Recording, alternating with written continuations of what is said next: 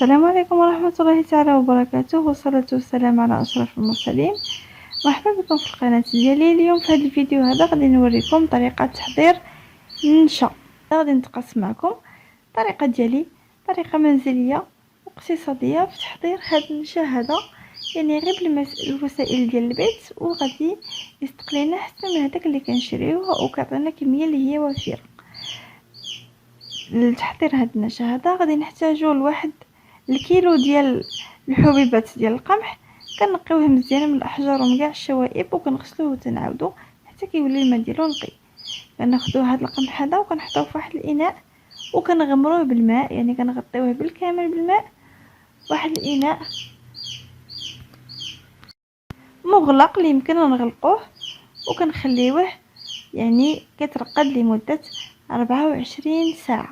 في اليوم الموالي كنتخلصوا من داك الماء اللي نقعنا فيه هاد القمح هذا، وكنوليو كنضيفوا ماء جديد، وعاوتاني كنغمروه بالماء، يعني كنغطيوه كامل بالماء وكنخليوه 24 ساعه اخرى. كنكرروا هاد العمليه تقريبا لثلاث او 4 ايام حتى كنلاحظوا ان الحبوب ديال القمح تنفخوا لينا مزيان كما كتشوفوا معايا في الفيديو.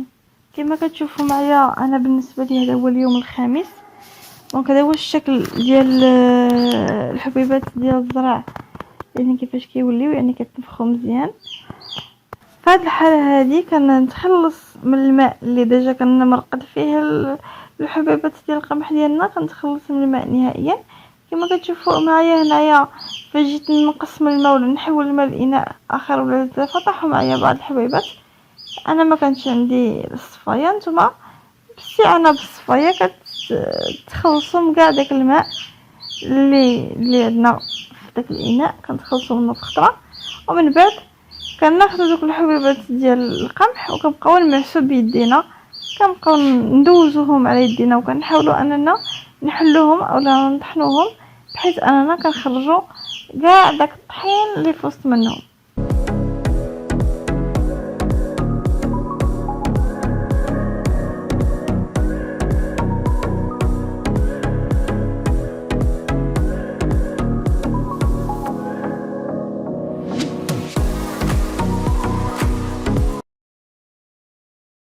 كما كتلاحظوا معايا انا هنايا في هذه الحاله اختاريت داك الطحانه ديال المطيشه، هي اللي حاولت انني نستخدمها باش انني نطحن الحبيبات ديال الطحين، باش الحبيبات ديال القمح باش نخرج داك الطحين اللي فيهم.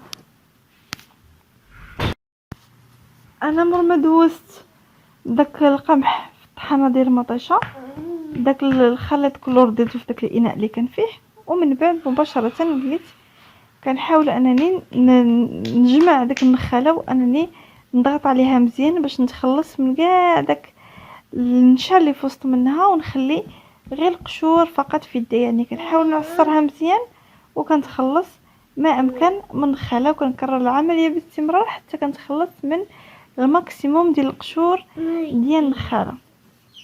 من بعد كنخلي داك الخليط يترسب، وكاع داك يعني الدقائق ديال النشا كلها يعني ترصى.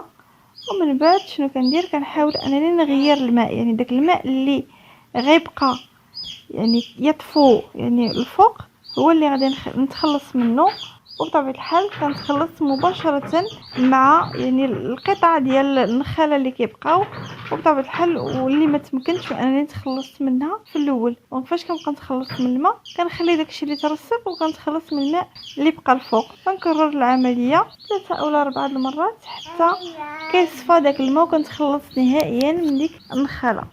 من بعد كناخذ داك الخليط ما تبقى وكنحطو في واحد الاناء اولا في واحد طبسيل اللي هو كبير، وكنحاولوا نوزعوه يعني يعني بشكل متساوي بحيث اننا غنوزعوه مزيان، وغادي نخليوه انه يجف اولا ينشف. ومن بعد كناخذوا يعني داك يعني القطع اللي كلها اللي نشفات وكندوزوها في المولينكس، كنطحنوها مزيان وكندوزوها في الشبكه اولا في الصفايه وكنصفيوها، وهكا كنحصلوا على النشا ديالنا. بطبيعه الحال هاد النشا صنع منزلي وبطبيعه الحال المذاق ديالو والكاليتي ديالو كتكون احسن بكثير من هذيك اللي كتباع، يعني كتكون ذات جوده اللي هي عاليه. كنصحكم انكم يعني تستبدلوا النشا اللي كتشريو بهذا النشا هذا، فهو صحي. وإلا عجبتكم الطريقه ديالي كنتمنى انكم ما تبخلوش عليا بالتعليقات ديالكم وبالضغط على زر الاعجاب و هذا الاعجاب والبارطاج. وشكرا على المشاهده. السلام عليكم وتهلاو فراسكم.